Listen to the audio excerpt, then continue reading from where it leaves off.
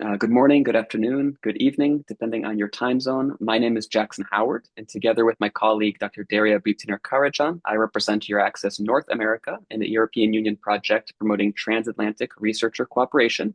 As the name implies, Daria and I cover the United States and Canada, and we are tasked with helping connect you and your institution to Europe for all things research innovation.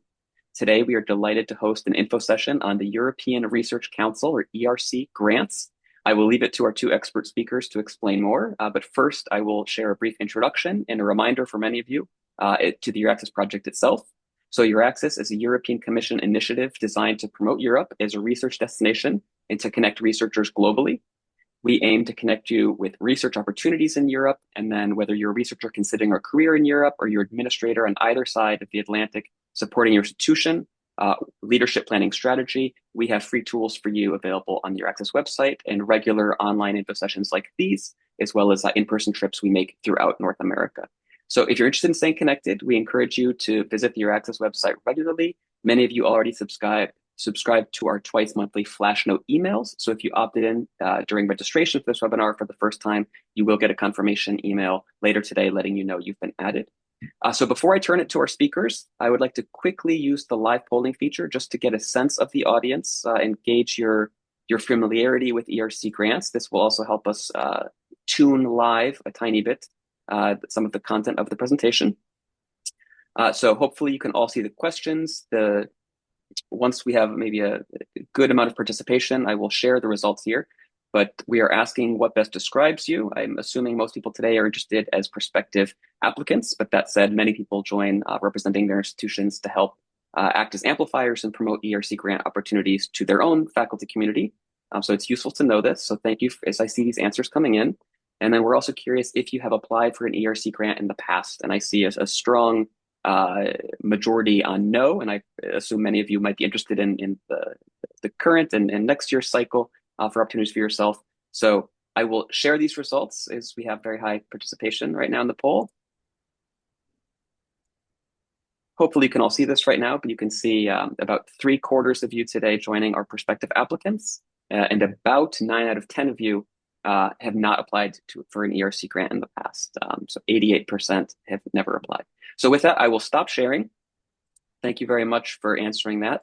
And we will get right into this presentation. We're going to try to keep the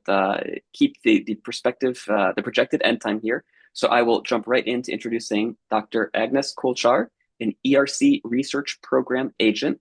Agnes has been coordinating the multi-investigator ERC Synergy Grants call since its inception in 2012. If you're not familiar with ERC grants in general, soon you will learn about all of them, but I'm happy to say that both speakers today bring particular familiarity and expertise on the Synergy Grant scheme, which has been requested by EURAXESS members in the past.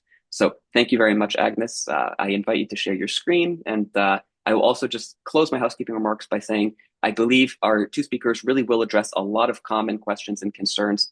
So maybe towards the end of their presentations, we can start using the Q&A box. I will be monitoring the chat for any technical reports, if any issues you might be having with the Zoom platform. But please, your questions for the speakers, we'll be looking exclusively in the Q&A box for that and addressing that towards the end when my colleague Daria moderates the Q&A. So with that, thank you so much for joining us today, Agnes. Thank you. And I'm trying to share my presentation. I hope you can see it.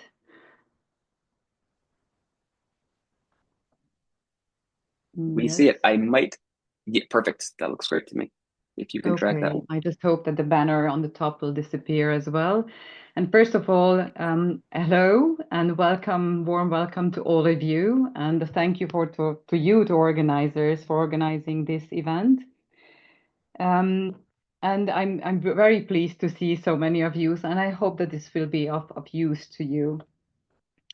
So let me go to give you an overview. So I will very briefly speak about the ERC and the funding schemes to see maybe what fits you best. Then an overview of the US and Canadian applications. I will give you some information about the features of the Synergy Grant and the proposal structure. Then I will speak about the evaluation criteria, the process and the timeline that is quite peculiar. And then I will give some hints and tips to finish off. So just for you to know that the ERC, the European Research Council, it's part of the research family. And as such, we belong also to the European Commission. We have the budget in this last 7 years of 16 billion. And you can see for the 2026, here the figure is about 2.4 billion. But in fact, this year we have very close to 3 billion euros to work with. This all goes to grants. So we are the way we are governed.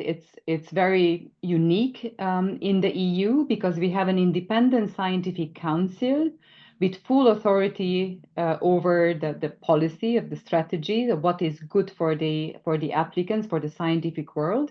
And then there is the dedicated implementation structure, the executive agency, and I'm part of this agency. What it gives you, it can give you a very significant scientific freedom because the only thing that really matters in the synergy applications is the scientific excellence, the quality of the idea and the quality of the person that comes with it. We are supporting individual scientists, so even in the synergy grants, which targets a group of scientists, there we are emphasizing that it's not a regular group, a large group project, not a consortia. We don't have predetermined subjects. You can apply in any field of frontier research and scholarship. And of course, these are long-term grants. These 22 people, you can see it also on our website. Professor Maria Leptin is the current president, and she is also here with us in the ERC. So she works permanently in Brussels, where we are situated.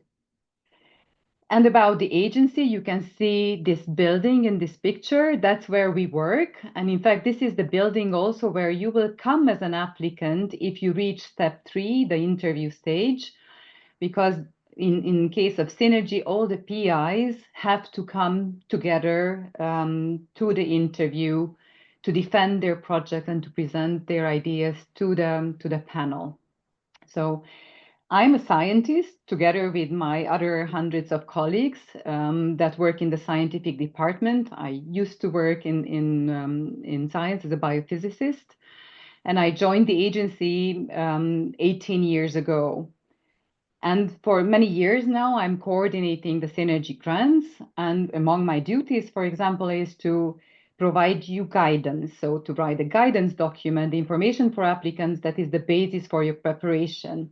The guide for peer reviewers so that the reviewers know their job. I'm organizing together with my team the actual peer review evaluation, then make sure that the briefings towards the scientific officers, but also towards the panel members, it is similar across panels, that the procedure is followed correctly.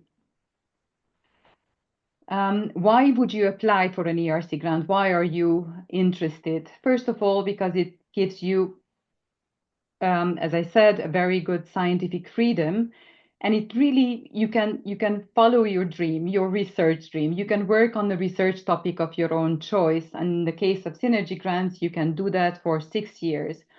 And as of this year, as of the 2026 work program, we have a new grant type, the ERC Plus grant, which spans up to 7 years.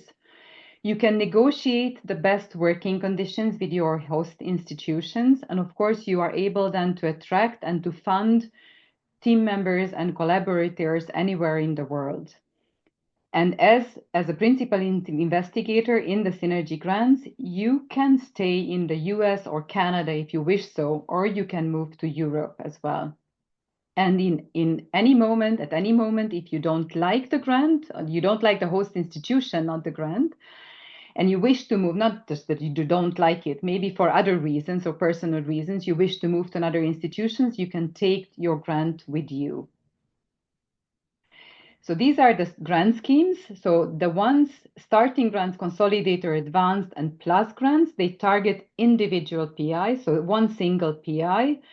And all these PIs have to be based in Europe or an associated country to the work program. In case of synergy grants, it's 2, 3, or 4 principal investigators. And then in that case, one of the PIs can be based outside of EU or associated country, and they do not have to move. They do not have to spend at least 50% of their time in an EU country. And then we have the proof of concept grant, but this is only reserved for those applicants who hold already a main grant or synergy grant or starting grant or any of the other grants. So excellence matters. It matters at the level of the research project and at the level of the PIs. And in addition to this, you have this synergetic aspect in the synergy grants, where you have to demonstrate in your application that the research problem cannot be tackled by a single PI with their team. And what is also important to note that in all ERC evaluations since recently, what matters more is the actual project, so the idea. So they primarily evaluate the groundbreaking nature and ambition of the project. And then they look at the principal investigators as a group, as a whole, to the extent to see whether they have the required scientific expertise and capacity to execute the grant. The host institution, it's not an evaluation criteria. So it doesn't matter where you are, that's not evaluated. I'm giving you some overview of the proposals that we received in recent years. These are the past 5 years of the current framework program. We had a record number of applications in 2026. You can see 957, so it's 3 times as many as 5 years ago, with a very low success rate. So that's my first message. It's a very competitive call with very tough resubmission restrictions. So be sure that this is the grant type that applies to you. And I will give you the details about that too. This is about the applications of US-based applicants and Canadian-based applicants. Here, I mean those applicants that don't move to Europe, but they apply with a host institution in the US. You can see that both for Canada and the US, the numbers steadily increased over the years. For Canada, we had a much more modest participation. We hope to see a change in this in the future. Now, this is the number of applications. And in this slide, you can see the actual funded grants. So in the 2025 call that concluded last October, we have funded 21 projects with US based PI. So these are in 21 different projects. And I'm very happy to see that we have 2 Canadian ones as well. Let's see what we'll have in the 2026 call, because we are now in the middle of its evaluation. These are, for example, the results globally on the 2025 grants. Here you can see the different countries. The difference between red and blue is that the red ones are the so-called widening countries, which are those countries in Europe that have a very low participation and a very low success rate. So US and Canada are really quite successful, especially US has a way higher success rate than other countries.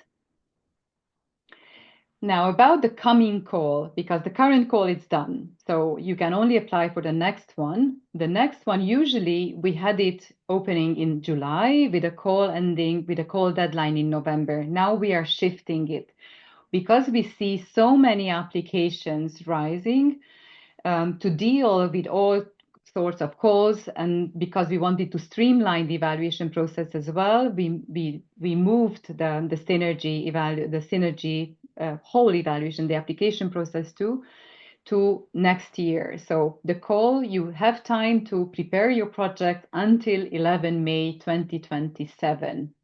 That will be the deadline. But please check the calendar of the work program when it is published in July of this year, because the work program is the legal basis. So what is there? It's the most important, and we have to follow that. pay very much attention to the submission restrictions. We have already some communications about the submission restrictions on our website, and in the coming weeks, we will have an update on that too. Because of the numbers, again, the Scientific Council wanted to put in very strict restrictions. So, for example, banning applicants to apply if they get a very low score in step 1, banning them from applying the following 3 years, so to reapply only in the 4th years. The scientific community reacted to this, and then the Scientific Council took very much into consideration what the scientific community wanted, and then they reverted many of the restrictions on submissions as in the previous year, but there are some new ones, so please definitely check those out. About the Synergy Grant features, so 2, 3, or 4 principal investigators. 3 of them, if there are 4, 3 of them have to be in the EU or in associated countries. Even if there are 2, one of them has to be in the EU, and only that applicant from the EU can be the so-called corresponding host, corresponding PI and the corresponding host institution. Of course, there's no restrictions on their location at the time of the applications. Currently, we have 500 million euros that allows funding of around 49 to 50 grants. This is what we are planning for the 27 call as well. So note that in 27, with this budget, we have 5% success rate. But again, check out the work program when it comes out to see the actual figures. The grant size, it will remain the same. It is the global envelope is 14 million, so 10 million the normal grant amount, and then you have certain cases where one or the whole group, regardless whether it's one person or 4 persons, they can ask for an additional up to 4 million euros.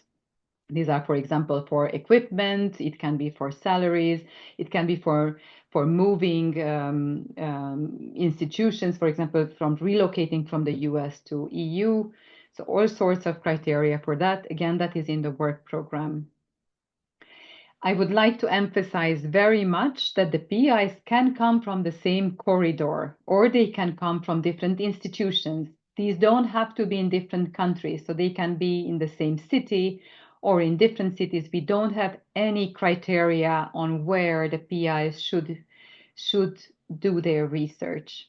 What is really best for the idea, and where you are, that's just fine. And it's also fine whether the PIs have worked together before or there's just a newly formed group. Both are fine. They just have to convince the reviewers. I can go in more details about this later on. So at the core of the Synergy grants, it's an ambitious research question, and which could be achieved only through this joint effort. So you have to demonstrate and you have to convince the panel that only through this combination of the scientific approaches you can do that. I'm also emphasizing here that the principal investigators can be of any career stage. So we're welcoming very early career scientists, the very senior ones too. Each of them are evaluated to their career stage. And of course, the group is looked as a whole. I'm emphasizing as well the equality among the PIs. Each of them separately are allowed to move their grants if they wish to move institutions. But a strong commitment is requested, so each PI is expected to remain part of the grant for the whole duration. It's as I said, it's not a loose commitment. If a PI leaves the grant, then the whole grant might be reevaluated, might be reassessed whether in the current configuration it can be continued. The PIs cannot be replaced. Team members, other collaborators, yes, but the PI's core expertise is really essential. So further, maybe to clarify these synergy aspects, it sounds like a buzzword, but it's not, and it's not the aim. It's not a goal in itself. It's just the means to achieve the aims, but you have to demonstrate that you have it, because the end result should be more than the mere sum of the parts. And if you don't convince about this the reviewers, then because it's very competitive, it will be difficult to get a grant. So a major scientific question, a very ambitious one with exceptional combinations of skills, to demonstrate that only this group can do it together. So it's not a loose cooperation, not a simple passing of data or information from one team to another. It's not a sequential work that they are looking for. And the other question that we have often, whether the projects have to be interdisciplinary or not. They don't need to be. They don't need to cover several disciplines. They can very well be in a single discipline. Nevertheless, even there, the complementarity of the expertise matters a lot. For example, quantum physics. We have projects funded that are, they're in a very well-defined discipline, but they have experimental aspects and theoretical parts where the expertise of the group, it's very complementary. About the templates. So when you are applying, then you have parts on your CVs, track records, and the actual scientific parts as well. Now the CV and the track record template has been redone. It gives a lot of freedom now to list what you consider relevant in the different sections. I think the applicants, what we are seeing, that they are quite happy with this new template, and I think it levels the field across more successful, less successful countries and applicants and regions in Europe and outside of Europe too. Of course, they are not an eligibility criterion. You don't have to follow them, but I would very much advise you that to follow them, because the reviewers, they are looking for 30, 40, 50 projects. They have to compare them. It's easier to compare where they have similar structures, similar templates to compare. And all these applications are submitted through the EU funding tenders portal, and the templates are available even for the 26 call. Even though it is closed, it's a closed call, you can see what you need to fill out. So what are the parts? These are actually the parts. So you have a part of administrative form, and then you have the scientific part, which is composed of part B1 and B2. The administrative form, there's a section that you fill out as an applicant, and there's a section that the institution fills out. These informations are not shared with the panel. It's only for administrative purposes. When you submit, you have to have a commitment of the host institution. So even if you are based in the US, your institution has to provide a letter of commitment. That's a template from the submission system that they have to fill out and respect to the last word. That sets out their obligations towards you if you get the grant. There are ethics documents too, but all these annexes at the time of the evaluation are not shared with the reviewers. The only things that are shared is the actual keywords that you are selecting and the abstract that you are doing at the very beginning.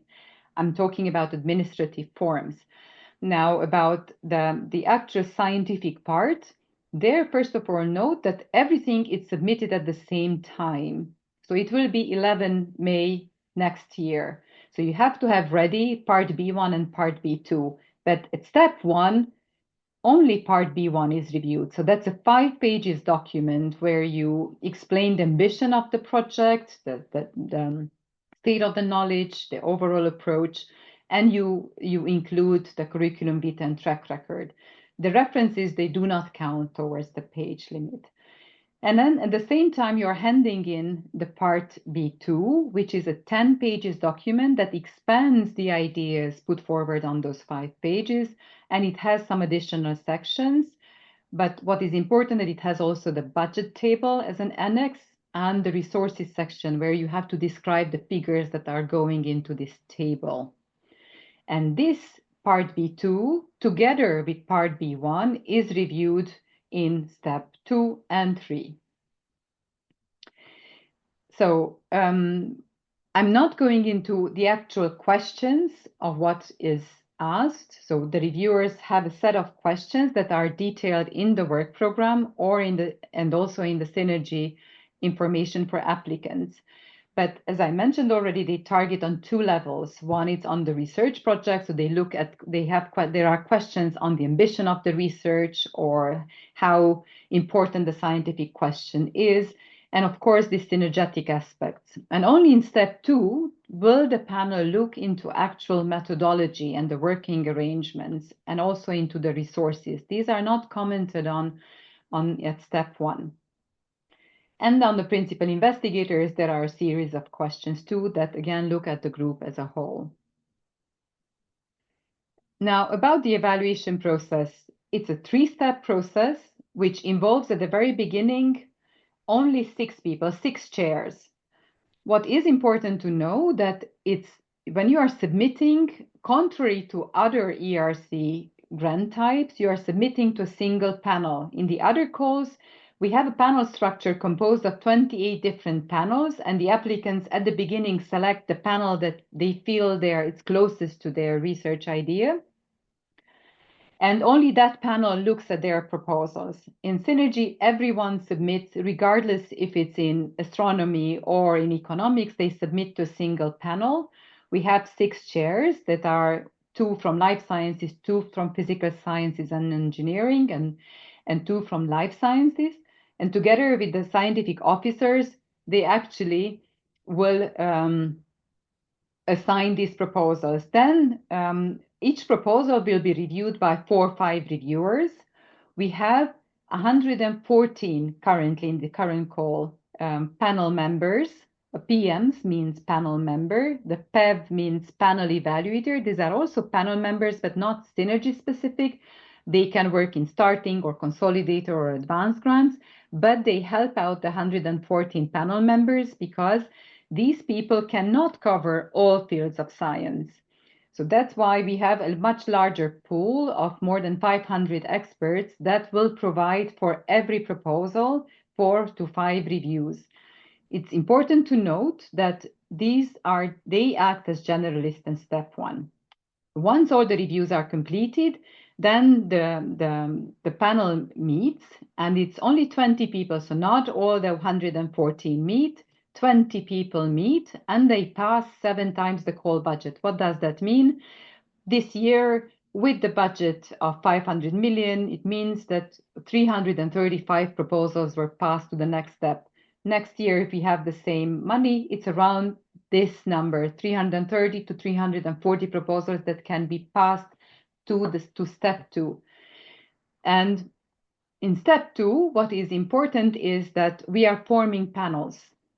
We are forming actually 7 panels. I will put just here all the data on this slide. When we have these 335 proposals, then we look at the content of the proposals and we know the expertise of the panel members very well. And then together with the chairs, we are forming the 7 panels to best match the expertise of the reviewers to the panel members. And in addition to these panel members, they nominate a lot of external reviewers that are specialists that should provide specialist reviews on the proposal. So everyone who reaches step 2 will have between 8 to 12 or sometimes even more reviews per proposal. Once all these reviews are in, then these 7 panel meet in Brussels. That's where we are, for example, now in the 2026 call. Next week, we will have the step 2 panel meetings. So we are now in the preparing these panel meetings to make sure that all the reviews are in. Every panel member knows what they need to do next week. Once so these people meet, then again they filter out the weaker proposals, and about half of those, so 3 times to the call budget, will pass to step 3. And at that moment, we will have interviews in person with the PI group. That will be in September of this year. And for next year, we will publish the calendar of the call on our website. So you have to check out when actually the interviews will take place, because it's very important that each PI comes to that interview. In that last step, there are no new reviews written, but the panel members prepare a lot for the interviews, because they prepare questions. They discuss a lot on how to interview the applicants. if you have other questions about the evaluation process, I'm happy to tell you more. So some hints and tips. I would like to point out the differences between part 1 and part 2. So part B1, 5 pages in step 1 only. So you have to make sure that it's accessible to non-specialists. And that's a very fine balance to what level to go into detail or what not, so that a specialist understands it too, but a generalist as well.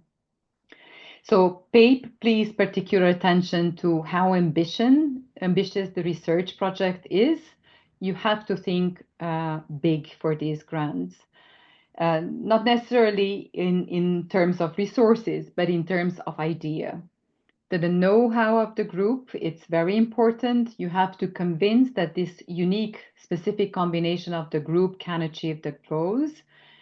What we are seeing also in some projects that the state of the knowledge is presented, but they are not really, the applicants are not really clarifying why their idea or scientific approach is really much beyond what the state of the knowledge is.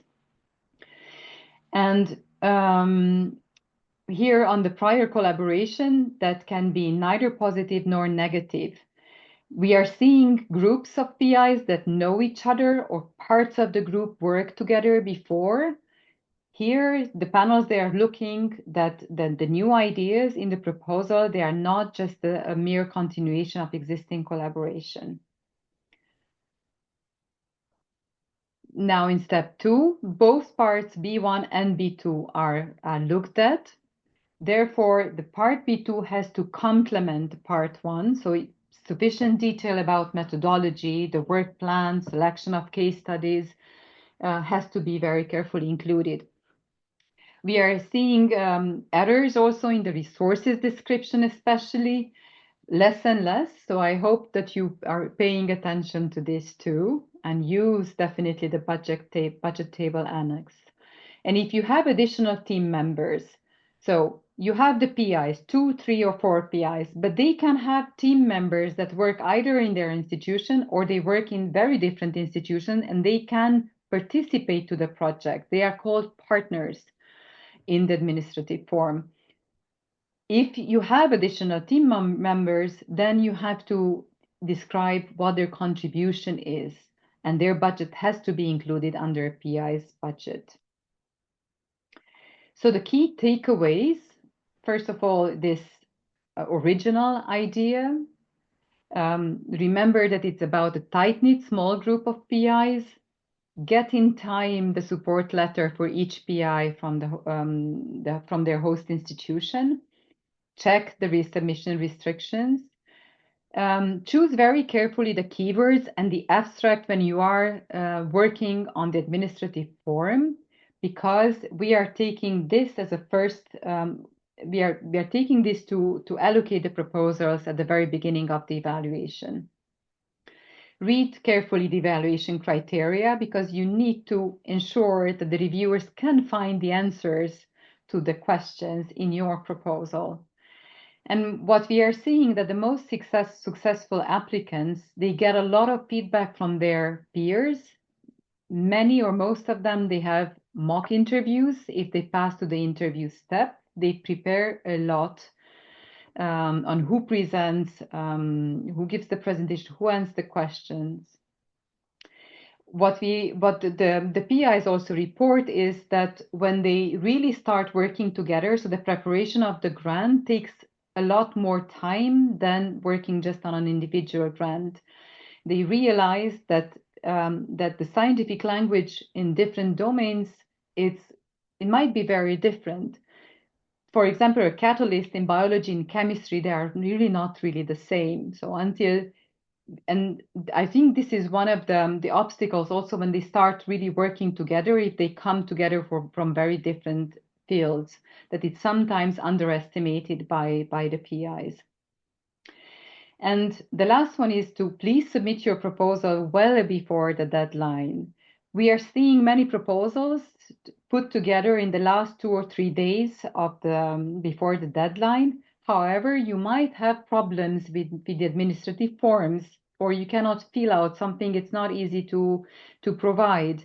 So make sure that you do it much earlier, and you can revisit your proposal at any time. You can submit a new one. It's always the last one that is taken into consideration.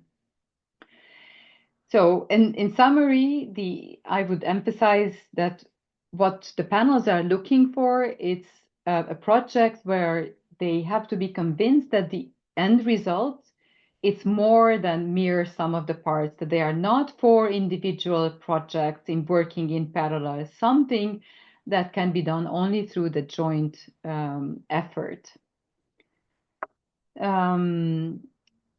And then for advice on what to consult, so when the work program comes out in July, please consult it, because that really gives you the frame on knowing what evaluation questions are, what are the templates, and so on. And the detailed information will be in the information for applicants. That will come out when the call is published, so next year in February.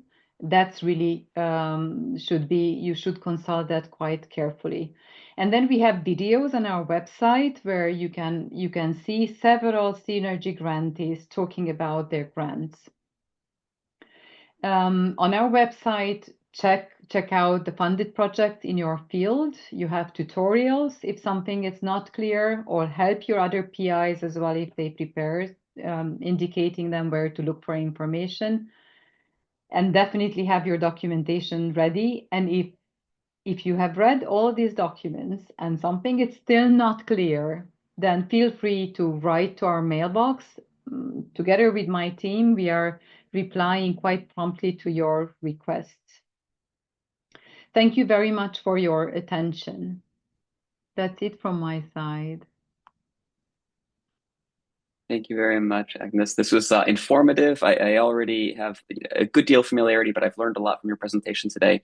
And now, if you take a breather and take a break, you'll see there's been a very dynamic and interesting series of questions and answers. So I hope you'll take a moment to look into that, but we won't get to the Q&A right now. I would now like to, now that we've heard from the European Research Council Executive Agency, we can turn to a beneficiary herself. So I would like to invite and thank Dr. Francesca Caligari for sharing your experience with multiple ERC grants. Hello, thank you very much for the invitation. And indeed, I am a successful applicant in a sense that I received the ERC grant, and I'm happy to share with you my expertise. And to do that, I will share a few slides. Okay, can you see my screen? Perfect, yes. Perfect. So my name is Francesca Caligari. I'm a professor of physics at Hamburg University and a lead scientist at DESI, which is the German synchrotron. So I hold a joint appointment here in Germany, in Hamburg. So I am not a US or Canada-based applicant. Instead, I'm a EU-based applicant. But I think my expertise, my so to say experience through the application journey might be of interest for you as well. So before starting, I just want to mention my experience with the ERC program as applicant and as a panel member. So I first applied to ERC in 2015, and this application was a starting grant. This was the first attempt for me in PE2. I mean, this is the physics panel, one of the physics panels, and I was very lucky to get it. So I was granted 1.5 millions. When I basically or close to termination of my starting grant, I applied for a consolidator grant. And this was a little bit more painful. So I had the first attempt again in PE2 as a panel. I was invited to interview. Actually, I got quite positive review and a very good ranking, but I was below the cut, so it was not granted. I reapplied the year after, and this was my second attempt. I changed the panel. I thought another panel was more suited to my application, but this time I was not even invited to interview, so I didn't go through step one. So this is just to say, of course, the process, sometimes you go through, you're very happy, you get the grant. Sometimes it might be a bit frustrating, you have to apply again, and also you're not, maybe 1 year you're close to getting it, then year after you might not even get through step one. So I mean, it could be you have to be prepared, I mean, also psychologically to go through the process, and of course to sometimes be very happy you're granted, sometimes you have to try multiple times.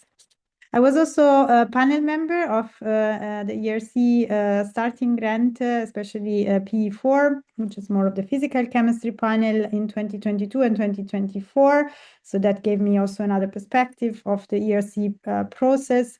And in 2025 call, so now it's the 2026 ERC Synergy Grant starting. This year I got the Synergy Grant. This was also first attempt, and we were granted 14 million in total. So we were very happy about this outcome. This is a very fresh result. So this was from my previous call. To refer to what Agnes was saying, this is the 2025 ERC Synergy Grant call. I wrote 2026. I don't want to create confusion just because the grant will start now in 2026. Okay, as it is, it was explained in the Synergy Grant, as in every ERC, you have multiple steps, but the Synergy Grant has 3 steps, so it's different from the other ERC grants. Is extremely competitive. This was already explained by Agnes, and you have to first prepare a proposal, and this proposal will be evaluated in step 1 and step 2.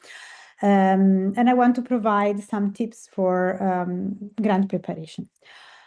So first of all, the most important thing is I say define or find a very bold and collaborative idea. And in my opinion, the most important is that you don't start from saying, okay, I have this very nice idea and I need these competences. So then you reach out to colleagues and you put together something, because that will be coming only from you.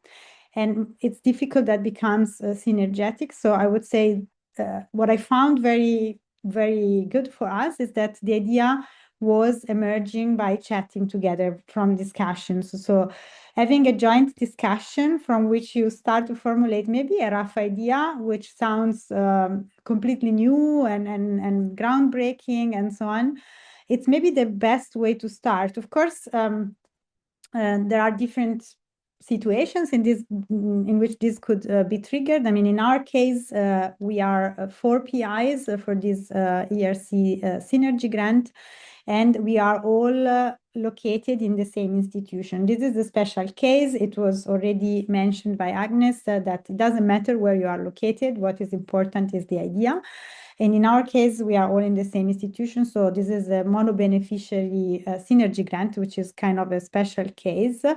But so we had many more opportunity to, I don't know, find each other over coffee somewhere on campus, or for other institutional meetings and so on and so forth. But this can happen also at conferences. Maybe you see a talk from a colleague. I say colleagues, could be any scientist, and maybe somebody you never collaborated with before. But you saw a presentation and you trigger a discussion, and maybe out of that a new idea emerges. So what I just want to say is, if you find a space where this idea is emerging out of a discussion, it's normally working much better than just contacting experts of different fields out of your own idea, so to say. The team must be composed by experts in different fields. This was already mentioned, that is really peculiar of synergy. So don't start to discuss this idea with people who are working in your exact same field, and you do slightly different things. It has to be really complementary expertises. It can be a mixture of young and senior researchers. It doesn't necessarily have to be all very established senior researchers. In our case, we are all very seniors, so to say, and we hold all senior positions, professor positions, and we are renowned experts in our disciplines, in our fields of expertise. But again, I saw successful synergy grants here on campus being granted to a mixture of younger PIs and senior researchers. One important advice that I would like to give is to make sure that everyone in the team is enthusiastic about the idea. So again, maybe I am a bit iterating again of what I said as the first point, that you should not be the only one enthusiastic about it, that you reached out to some other colleagues and say, okay, if it emerges collectively in the discussion, or I mean, you've all driven really by this idea, then it works so much better. In our case, we were all very excited about this idea that we were kind of putting together. It was born out of discussion, and then we, of course, made it better and better and better. And we were really all very driven and enthusiastic. And I think this is something that really is key of the success of your proposal also in the writing phase, because this enthusiasm needs to be transferred via the writing in the grant preparation. And in our case, as I said, we were all very excited in using a perspective of a physicist, I would say in a very excited state and a very long-lived, because we are still very excited about our project. Another important advice that I would like to give you is to read the successful proposals or talk with applicants who have been successful with this granting scheme. For us was very important. So actually we reached out to colleagues who were successful in getting the grant. Some of them were very nice and shared with us their proposals. Of course, this is not to steal any idea. Their proposals were on completely different topics and disciplines or fields of expertises and so on and so forth. But it was just to have an idea on how a synergy grant is organized, what is needed, what are the main ingredients, how this enthusiasm and this bold idea is conceived and transferred to the panel who has to read your project. Every team member is absolutely essential and contributes to the final goal of the Synergy Grant. As I think I did not put too many details about the grant because Agnes already provided that is a synergy, right? I mean, it's not that every one of the PI does something like a piece of it, but you are all contributing synergetically to the final goal of the project. So it has to be really clear that there is this synergy, and that in our case, it was really that every one of us was putting an input for the other and so on and so forth. So it was very synergetic, not just that we do things in our labs or in our offices with our computers, and then we put things together at the very end to make the thing working. You have to make sure that you will work really together, and this is maybe again what I just said. So it's not so I would say the final idea, it's born not from the sum of the contributions of the proposal of the individual PIs, but it's really merging and mixing all our contributions in a very powerful toolbox, for instance. So I would say mixing the PIs and their contributions in the various work packages is very important, because it really shows that you're working together to achieve milestones, so it's not just, as I said, the sum of the 2, 3, 4 contributions. Another important thing is that has to be really clear in your proposal is how you plan to regularly meet and exchange. This is a synergy. And maybe for you, this is the most difficult part, I would say, because you're maybe located indeed in US or Canada, and maybe your collaborators are in Europe. I don't know, the mixture, there must be at least one European applicant. And therefore you have, you have an ocean in between, and you have different time zones, but you have to work together. And so you have, I think, to make it really clear. For us was kind of simpler because, of course, we were located again on the same node, in the same city, same institution. So of course we can meet more regularly. And maybe you can already make plans and realistic plans in your proposal to Zoom platforms, to use platforms for exchanging Zoom, Slack, Confluence, whatever you want to use. But that is clear already in your proposal. You will exchange. This has to be convincing with the panel that you will all work together. Again, not that every individual PI will work in their own lab or office or whatever, and then you will you put things together at the end, right? Maybe, also talking about working together, ready for writing the proposal, we were using shared platforms to exchange ideas. There was a lot of fun as well. I think it was, for me, the most, I would say, the grant that I was preparing with a lot of enthusiasm, because this was done together with my colleagues. So it was the best experience in preparing grants. I enjoyed it much more than when I was preparing my individual grants.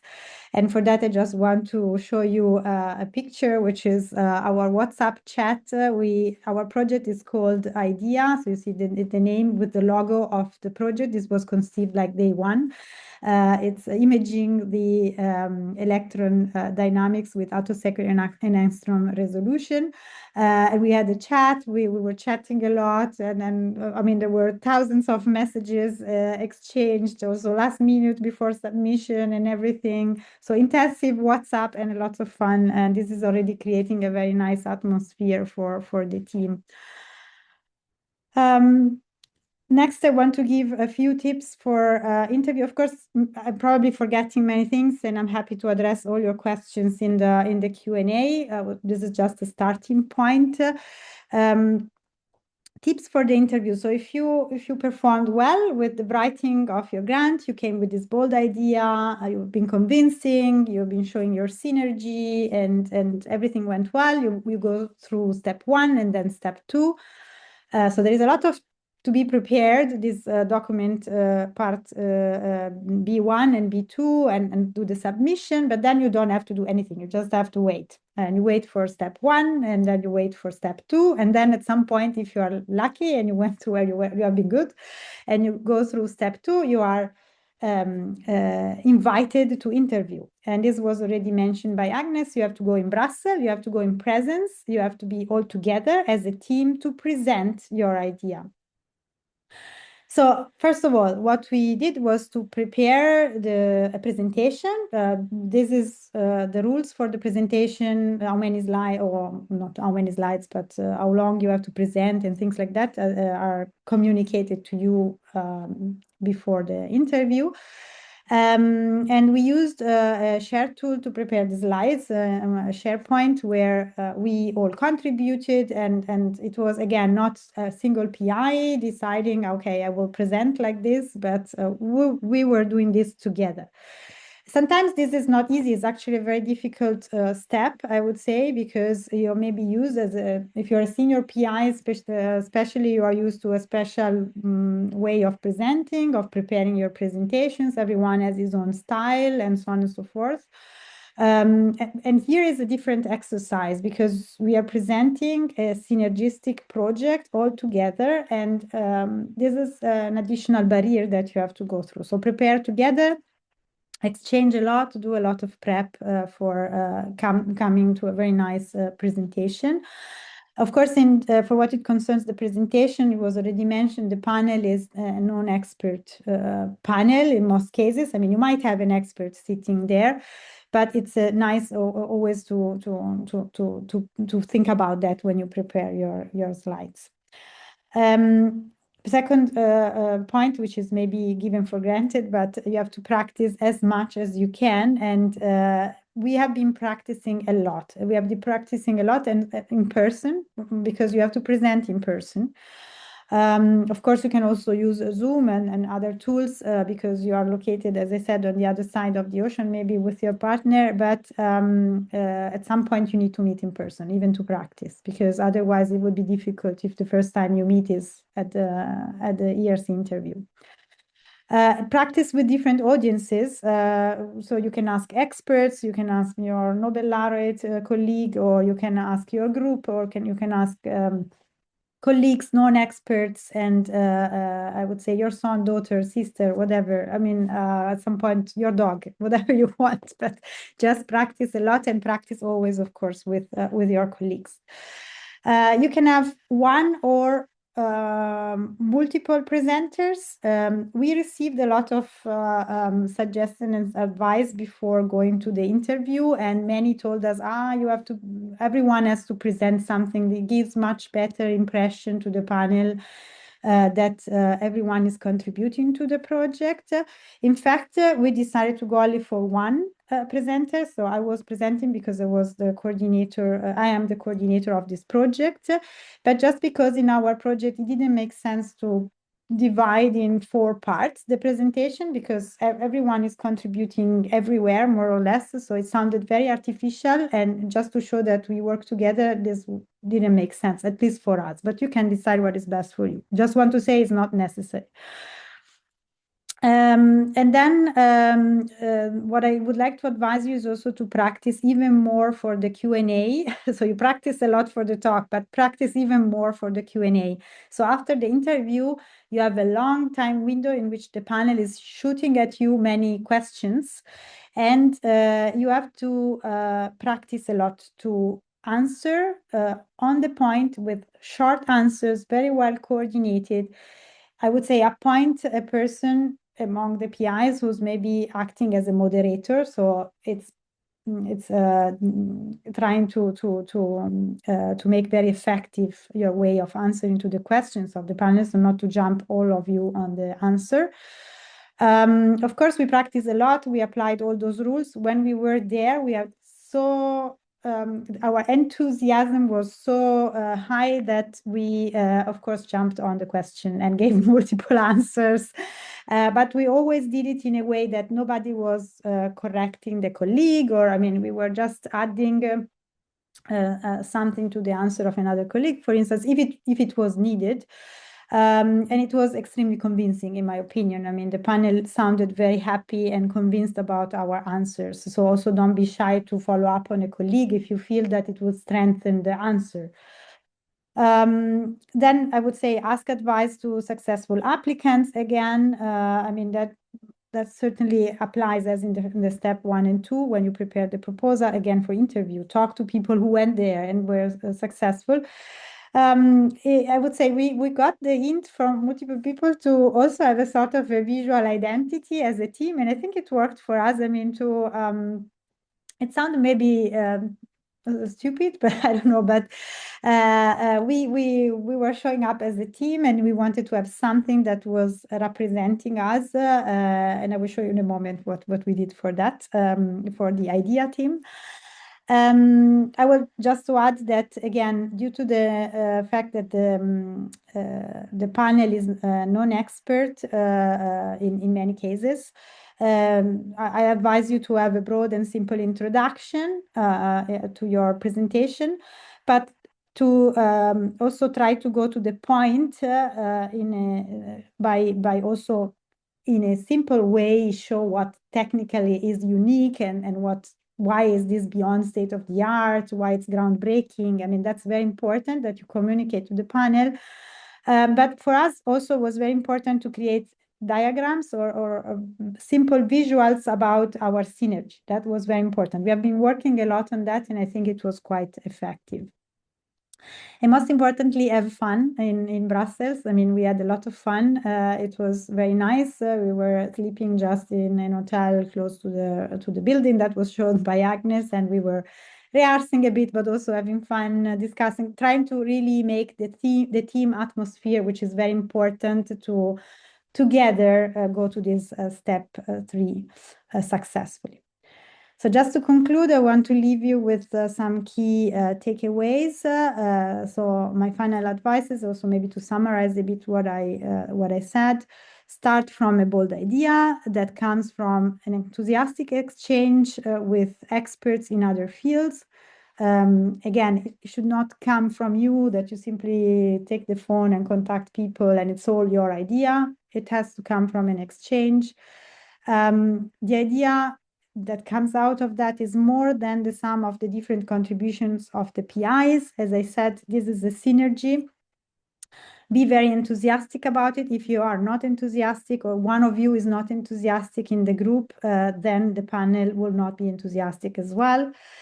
It's very tough competition, right? I mean, everyone that reaches the interview is also super good and came up with a very bold idea as you, and you have somehow to be better. And so be enthusiastic about it. Be a very close team. So find a way to show this to the panel and prepare for that. So as I said, meet very regularly, have a plan and a clear indication of how you plan to meet and exchange in the future. Exchange with successful applicants at all stages. So it's very important to talk with people who went through the process, prepare the grant, and went to interview in both cases, both for preparing to stage 1 and 2 and 3. For us, as I said, it was very important to have a very great visual representation of the synergy.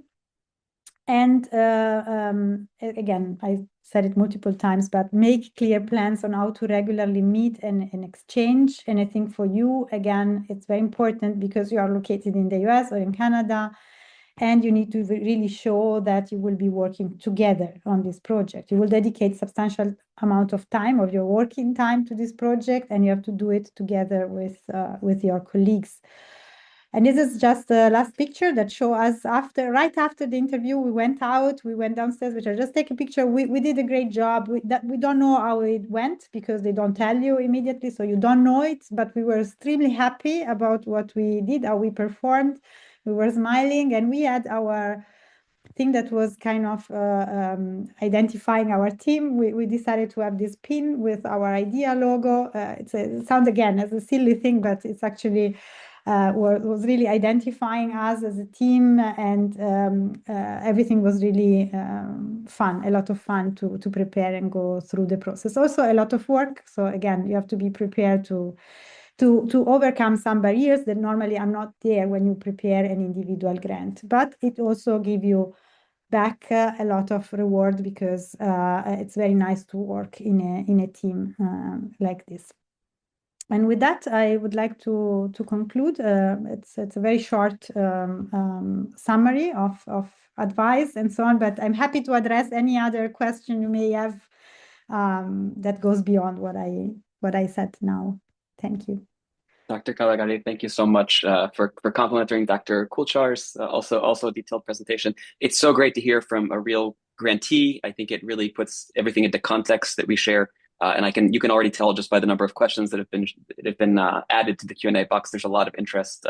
So I will turn it to my colleague, Dr. Buytiner Karacan, who will read some questions.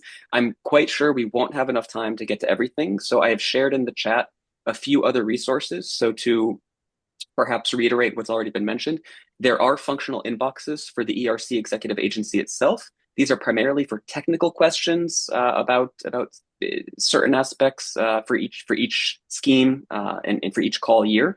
So I think your best bet will typically be to contact what are called the NCPs, or the national contact points, based in your country of interest or the prospective host institution country. So I've shared a very long link that goes to a pre-filtered version of that European Commission website where you can click on or off your countries of interest, but the only results will be ERC national contact points. And there's also a newly launched initiative called Ambassadors for the ERC Network to sort of fill a similar role to what Dr. Calegari has done just now, and that's be accessible, be a first-hand account of what it's like to be an ERC grantee. So all of that will be accessible right now in the chat. I encourage you to open those links, have them saved, and bookmark them later. And from here, I invite my colleague Daria to see what questions we can address in the remaining time. And thank you again to our two speakers also for being here in the European evening, going past your working day to be accessible to us in the Americas time zones. So thank you. Thank you, Daria.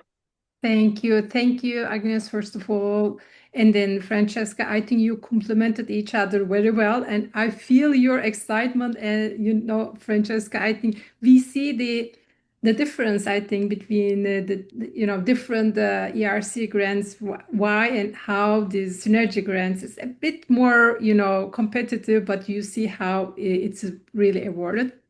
So we have so many questions we have received, and we answered some of them already, the very basic ones.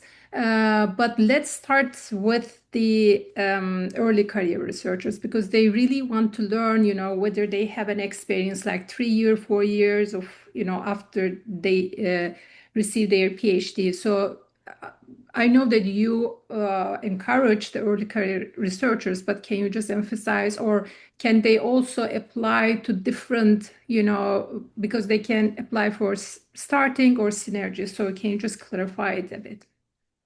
Yes, so when you apply to ERC, you have to look at the year in the work program, which is not the same as a normal calendar year. That's the first thing to know, because some calls, even though they are labeled 26, they opened in 25, or they open late in 26 and they're evaluated in 27. So what matters is the call year in the work program. So that being said, one cannot apply to several grant types. You can only apply to one, and the first eligible counts. So if you apply to starting grants, which usually comes first when we are opening the evaluations, you can no longer apply to consolidate or synergy to anything else. Now about the type of applicants in synergy grants, we are seeing that about 80% of the applicants have a more senior type of profile. It is probably because of the nature of the research that is proposed, and because of the complexity of the research question. And the young, fresh postdoc might not have; they are just building up their group, so it's a bit difficult for them, I think, to target this complex group type of approach. For them, it's more appropriate the starting grant, where you individually apply with your team for a project. And there, I think Jackson already put it there, it was 2 to 7 years, but this changes from 0 to 10 years. What we are seeing over the years that people tend to apply towards the end of the eligibility window, but the success rates are even. So even if you are only 2 years and you apply, you have the same chances as anyone that is applying, even though they think that they have more chances to apply there, because it's taken into account, especially with the new CV template of where they are in the environment and in their career at that stage. So they look at the potential of the applicants at the beginning. Mm-hmm. I hope I answered. There's some specific questions, Francesca, to you, but I will just come back to, because I think many people have main questions, especially from the Canadian institutions. The US part is more aware of, because you also see the application numbers. But one of the main questions is about the host organization, how it is really important, because many people think that it should be really a very famous, very good university. So you mentioned it, but and there is one specific question: is the letter of support from the host institution is reviewed carefully, or is it just a proof of the institution is aware? So it's not a proof of the institution. So at the moment of the application, the institution has to sign to complete that information, has to sign, there is dated, stamped, whatever, because if they get the grant, then they have to guarantee, they will sign a grant agreement, that is the general EU grant agreement. And there are a series of things in addition to which you have this mobility also of the ERC grants, that you can move your grants away. They have to respect the applicants based on that guidance and based on that template letter. So they cannot change it. And if they are not signing, then it's not the right institution for you. That's you have to have a commitment that gives you full freedom on how you want to do your research, who you are hiring, how you are spending your money, and what actually you want to do with that grant. Noting that there is a 25% overhead that in EU grants, that's the overhead percentage that is given Mm-hmm. to the institution. Yeah, there are also many questions about the members of this synergy, group PIs. So whether, Francesca, you clearly mentioned that you were just mono beneficiary for just one. So it's not very perhaps common, but one of the question is, for example, they're in the same institution or even the same, part of that institute. Can we still apply? I think the answer is clear, but still we just want to. For the US, I Yeah. think the problem is that they need a European PI, right? I mean, Agnes, you. Yeah, so you cannot, first of all, with either you apply from South Africa, Japan, US, Canada, no matter, you can only be one PI from these countries that are outside of the EU. The rest of the PIs have to be from EU. So the corresponding PI, that is the administrative contact between the PIs and the agency, has to be in Europe. Then you can have one PI outside of Europe, no matter in which country, and the rest, the third or fourth, has to be from the EU as well. You cannot have two PIs from the US. Mm-hmm, mm-hmm.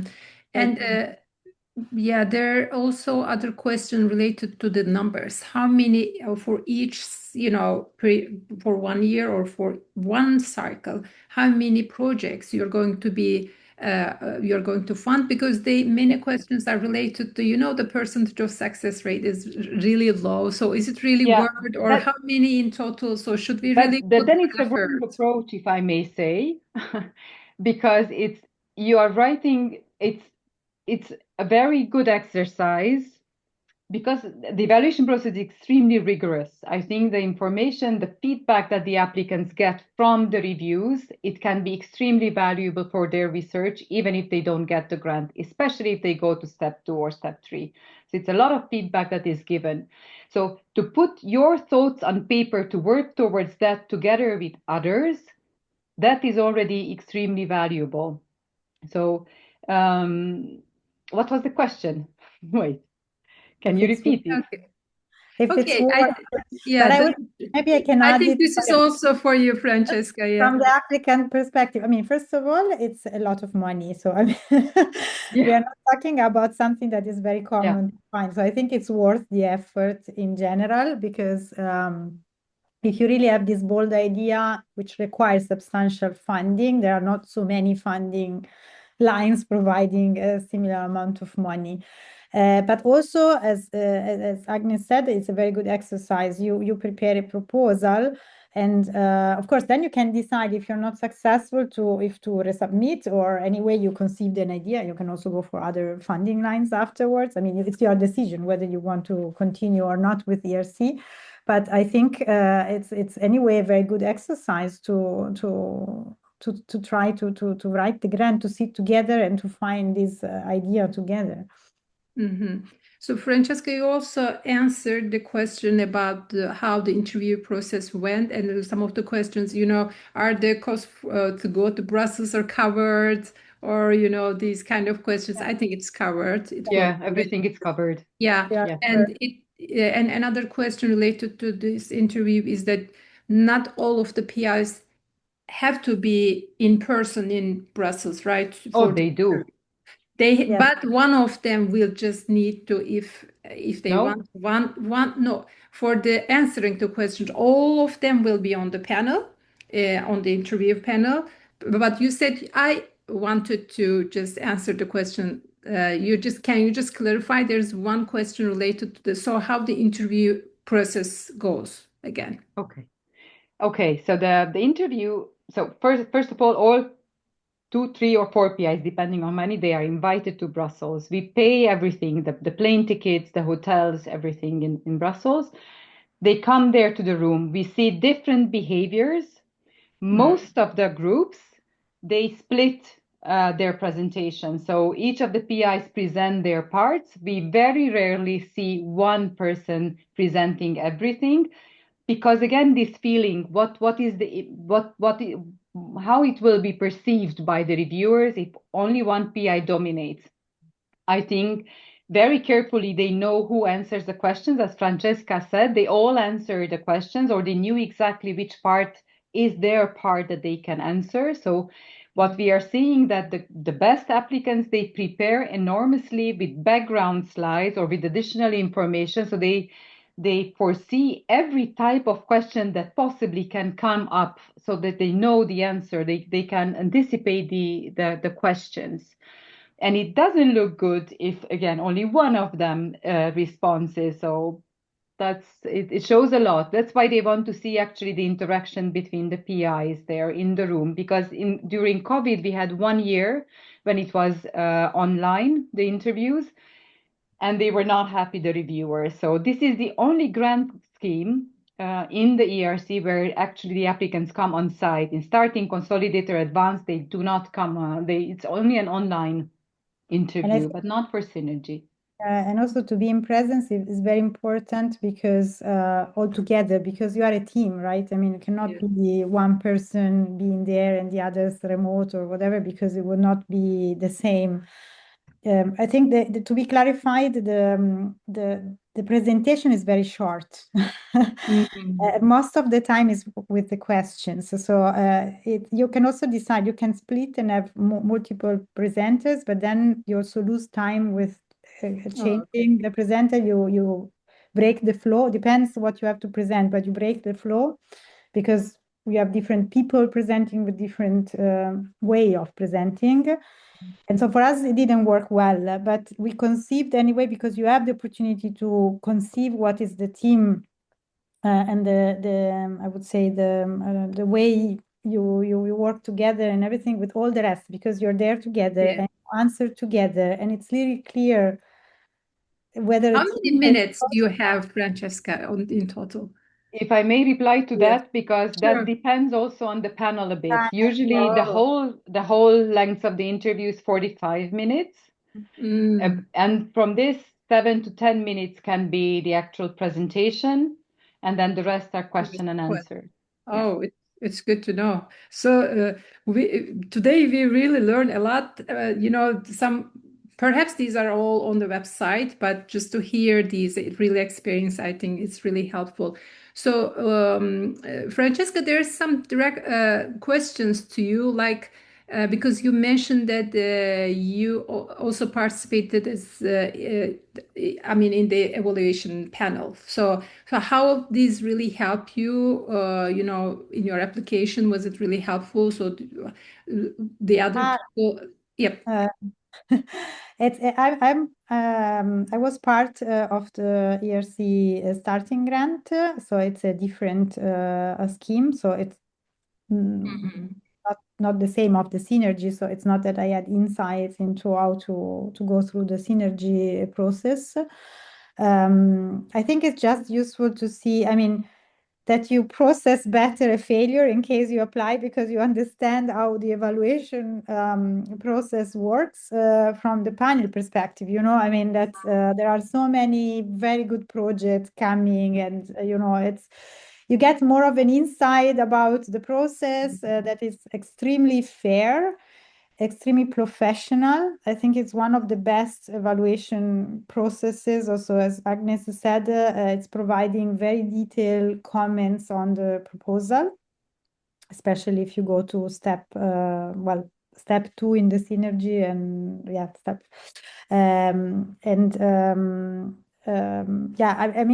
being inside the panel is not that favored me in being as successful as an applicant, because I was successful also with an ERC starting grant before being part of a panel.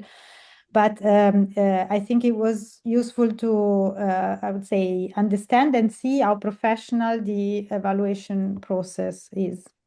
We have also other 2-3 questions very similar. So there are so many researchers, but they don't have a permanent position. So we say it like independent researcher, right?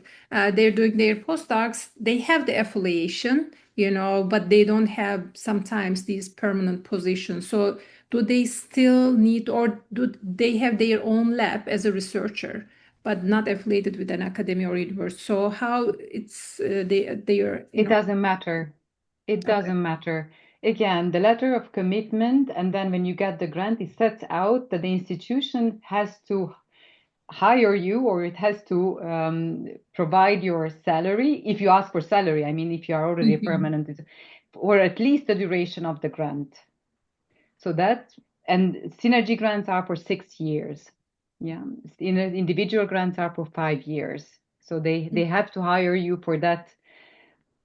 They have to support you for that length, for the grant's lifetime at least. But what we are seeing that ERC is really a stepping stone for most of the for the people that get it. So for them, then it's their career. It's much easier afterwards once they have an ERC grant in any institution, at least in Europe. I think you can also go through the questions. I'm just picking the ones who is more, frequent. So there is one interesting question, Agnes. It says, for example, the researcher doesn't have a groundbreaking idea, but it has a very high risk, research area. So do they still, because you say groundbreaking and high risk, high gain, but they should be also encouraged to apply?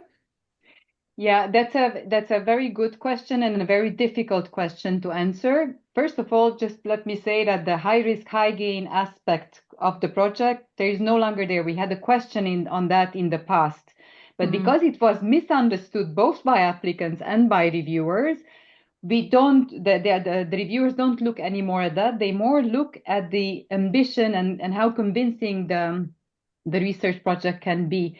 And here comes this aspect of innovation against plausibility. You said in this case, I didn't see the question that the project is not that innovative, but it's very risky to do it. That might not be enough in the context of the synergy grants, because it's so competitive that we have very, very innovative with very high risk projects that mitigate the risks as well very well in their grant applications. So you have to have all aspects in your application quite good. So just an incremental research, if they say it's a very important question, might not be good enough for the synergy grants. Okay, it's good to clarify. Thank you so much. There are so many questions. So, Francesca, do you see a question that you would like to pick one or for on the Q&A section? And Agnes, I can ask more, but we have, I think, just 5 minutes left maximum. So, may I just maybe add something, because I see this question for ideas that are groundbreaking but not necessarily new. So that was the question, I guess, that you asked. The high payoff, is that favorable? So, for example, just one thing to consider: if it's very risky, you have to show preliminary data that it's possible to do. Now, that extent to what you are showing preliminary data, that can be also play against you, because they say that you already demonstrated. So that's a very difficult balance of how much how much preliminary data you have, and what other risks you have and how you mitigate them.